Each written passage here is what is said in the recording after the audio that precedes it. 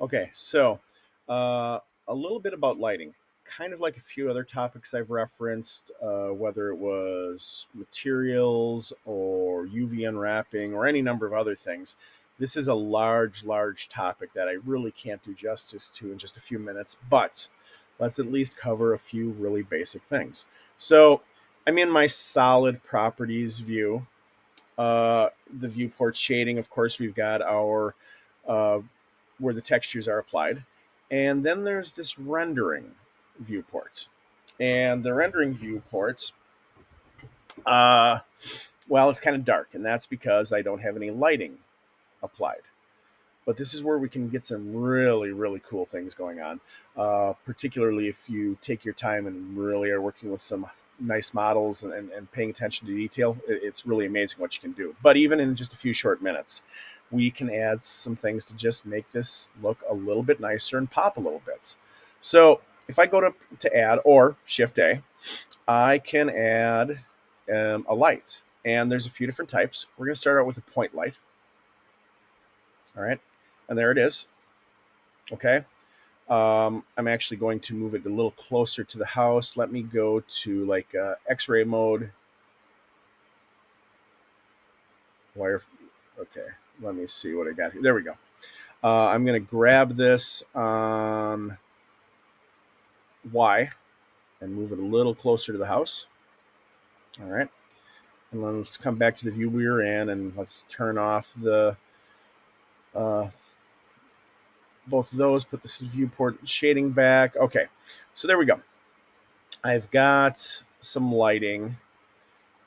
I think let's move it over, actually touch more. Let's grab this and move it over on X just a tiny bit, but just like it's a light nearby a door, right?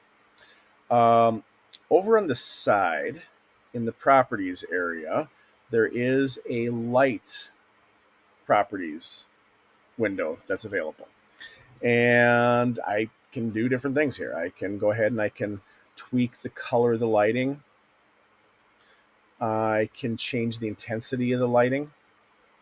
There's various other sliders that'll have different effects. I'm not going to get into the nitty gritty, but the point is these things can be manipulated to kind of change it. Um, and that in and of itself is kind of a nice, nice thing to be able to highlight lights in certain areas or whatever. So just case in point, let's grab this, and I'm going to just do a Shift D to duplicate, and let's just move it up like so. All right. In fact, I'm going to do it again. Let's do it again. So we'll do a Shift D, and we'll just move it up here. Great. Go back to my front view, and let's grab each of those two lights.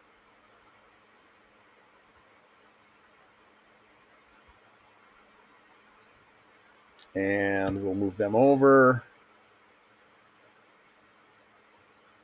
Okay. So point is, very quick, simple way to be able to enhance things in a scene. I'm going to do one more light. I'm going to, rather than adding a light, I'm going to just duplicate, Shift D again.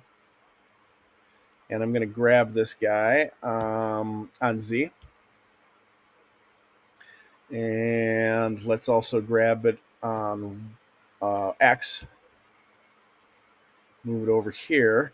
And we'll just do something like there was a street light over here. So what I can do is I can change the type of light, and I'm going to change it to a spotlight. Not much to see at the moment, and that's fine. But what we can do is we can grab the power, and we can just crank that power up, and we can see pretty quickly that is a visible light. And there's a bunch of different things we can do. I think I'm going to also move it on this axis as well. So I'm going to push G and Y and just move it over here a little bit. And that way we'll get a little bit of the effect on the street and also on the hillside. So just like the other things, I can adjust the coloring of the light a bit. I can change the intensity of the light, which I was already doing. Um, oh, above and beyond that, I can change the area that it's covering, the size. So instead of it just coming down at a 45-degree angle, I can make it significantly larger, covering kind of a wider swath. And now I'm starting to get some shadow play, in different areas. So nice, simple, quick way to be able to um, enhance lighting in a scene. In fact, you know what I'm going to do is from a front view, I'm going to duplicate this again, and I'm going to grab this on X and move one over here. So there we go. Now, one more. Let's go ahead and grab this light, or I've already had it grabbed. And I'm going to duplicate this again. So Shift D, and I'm going to grab this on Z and move it up a bunch. Well, maybe not that much. Where did it go? Let's find it. Ooh. You know what? I want to move it down a little bit so that it's easy to get to. So I'm just going to grab on Z again and move it back down a bit. Great. So now let's take a look at this guy. And rather than leaving this as a spotlight, I'm going to change this to sun. Now, voila, just completely washed everything out. Let's go ahead and change the strength of the lights. Let's just take that down to something not completely insane. And now it starts getting in the realm of reasonable. It's still pretty light and washed out, so let's take it down more. All right, so something like that. So there we go. We've got our sunlight. Just like the street lights, the sunlight also has this little handle that I can grab. And I can grab that handle and use it to control the direction that the sunlight, or in this case, the sunlight, is coming from, and start to get some of that shadow play. So now if I go to my camera view, all right, I'm getting some shadows on the side, maybe getting a little more of a dramatic view, or whatever the case might be. Let's Control Z. I don't like that. I'm going to go to the top view. And it's not really about the placement of where the sun actually is. I mean, no matter where I'm placed, if I grab this handle and change the angle, it'll be as if the sun is back over here somewhere.